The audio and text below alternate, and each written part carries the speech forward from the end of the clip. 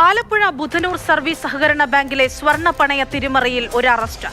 ബാങ്കിലെ മുൻ സെക്രട്ടറി ഇൻചാർജാണ് പിടിയിലായത്.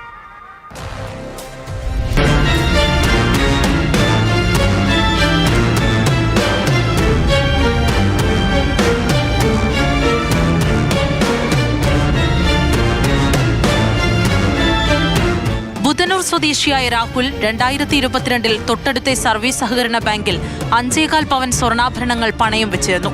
കഴിഞ്ഞ മാസം തിരിച്ചെടുക്കാനെത്തിയപ്പോൾ സ്വർണം ബാങ്കിലില്ലെന്ന മറുപടിയാണ് ലഭിച്ചത്.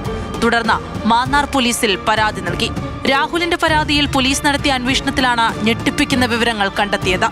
ബുധനൂർ സഹകരണ ബാങ്കിൽ പണയം വെച്ച സ്വർണം ഉടമയുടെ അറിവോ സമ്മതമോ കൂടാതെ അവിടെ നിന്നുമെടുത്ത് എണ്ണക്കാട്ടുള്ള മറ്റൊരു ബാങ്കിൽ പണയം വെച്ച് സ്വന്തം ആവശ്യത്തിനായി ഉദ്യോഗസ്ഥ കൂടുതൽ പണം വാങ്ങി. വിശ്വാസവഞ്ചന, വ്യാജരേഖ ചമയ്ക്കൽ എന്നീ വകുപ്പുകൾ ചേർത്ത് 2022 സെക്രട്ടറി ഇൻചാർജായിരുന്ന അനീഷയ്ക്കെതിരെ പോലീസ് കേസെടുത്തു.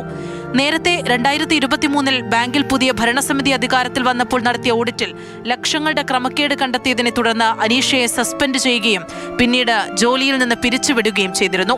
അറസ്റ്റിലായ 42-കാരി അനീഷയെ പോലീസ് എണ്ണക്കാട് ബാങ്കിലെത്തിച്ച് തെളിവെടുപ്പ് നടത്തി. ഇവിടെ നിന്ന് 4 പവൻ സ്വർണം കണ്ടെത്തി. ബാക്കി 1 പവൻ കൂടി ഇനിയും കണ്ടെത്താനുണ്ട്. തിരിമറിയിൽ കൂടുതൽ ആളുകൾക്ക് പങ്കുണ്ടോ എന്ന് അന്വേഷിക്കുന്നുണ്ട്.